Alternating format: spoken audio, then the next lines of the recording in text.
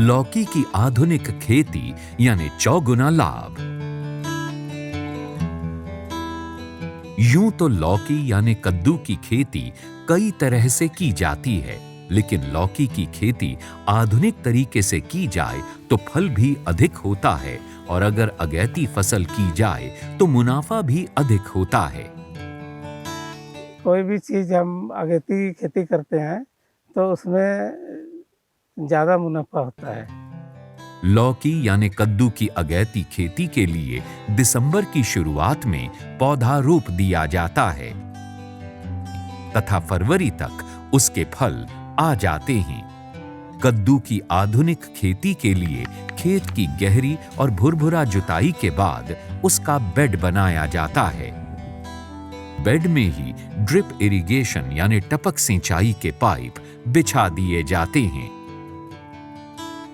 अच्छा आमदनी प्राप्त करने के लिए किसान को ड्रिप और माल्चिंग में करना चाहिए, क्योंकि ड्रिप दिसंबर में ही ड्रिप माल्चिंग में अगर करेंगे तो फरवरी से निकलना चालू हो जाएगा। मेरा 25 डिसमिल लगभग ज़मीन में हम ड्रिप माल्चिंग के साथ कद्दू का खेती किए हैं। कद्दू के पौध पॉली हाउस में सॉइल लेस ट्रे में तैयार किए जाते हैं। 15 नवंबर में मैं कद्दू का बीज हमने पॉली हाउस में लगाया और 15 दिन के बाद पौधा तैयार हो गया तो हमने 1-2 दिसंबर में अपने खेत में पूरा ड्रिप मल्चिंग करके तैयार किए हुए खेत में हमने लगाया। सामान्य नर्सरी या सीधे मिट्टी में उगाए पौधों में मरने और बीमारी की आशंका बनी रहती है। अभी दिसंबर या जनवरी शुरुआत में अगर लौकी की खेती खुले ज़मीन में कर रहे हैं तो आपका लौकी बढ़ेगा नहीं, सिकुड़ के उतना ही रह जाएगा या तो पाला पड़ के मर जाएगा। अभी आप देख रहे हैं ये प्लॉट में मल्चिंग किया हुआ प्लॉट है और अभी 25 दिन के आसपास हो रहा है और इसमें पाला का कोई भी असर नहीं है और फूल भी आना शुरू हो गया है। और इसी को अगर खुले ज़मीन में करते तो अभी तक इतना ही बड़ा रहता पौधा। सामान्य नर्सरी के पौधों में फल भी देर से कम 2 माह बाद आता है, जबकि मिट्टी रहित कद्दू के पौधों में 1.5 महीने में फल आ जाता है। मल्चिंग किए गए बेड में रोपे गए पौधे जल्दी बड़े होते हैं। कद्दू का खेती में ऐसे तो बीमारी ज़्यादा नहीं आता है। शुरुआत में जब पौधा छोटा रहता है उस समय एक कीट आता है, लाल जुगनू करके आता है और जो कोमल कोमल पत्ती रहता है उसी को खा के ख़त्म कर देता है, तो पौधा बढ़ता नहीं है, मर भी जाता है।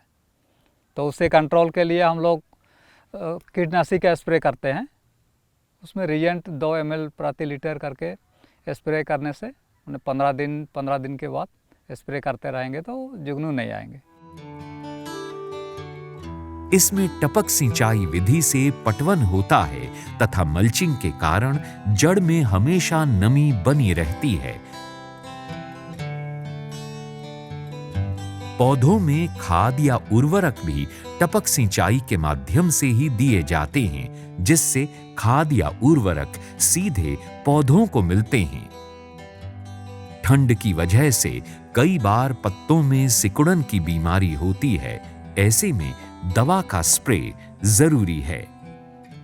आधुनिक विधि से कद्दू की खेती में लगभग 1 महीने बाद ही फूल आने शुरू हो जाते हैं। शुरुआत में नर फूल आते हैं, इनमें फल नहीं लगते।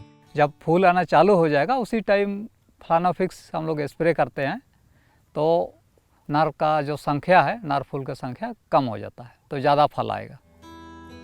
कद्दू का साइज जब आधे किलो से 1 किलो के बीच हो तभी उसकी तुड़ाई कर लेनी चाहिए। आधा किलो से 1 किलो तक का फल होता है और उससे बड़ा होने तो नहीं देते हैं, और बड़ा होने से कद्दू बूढ़ा भी हो जाता है, इसलिए बाजार में नहीं बिकता है।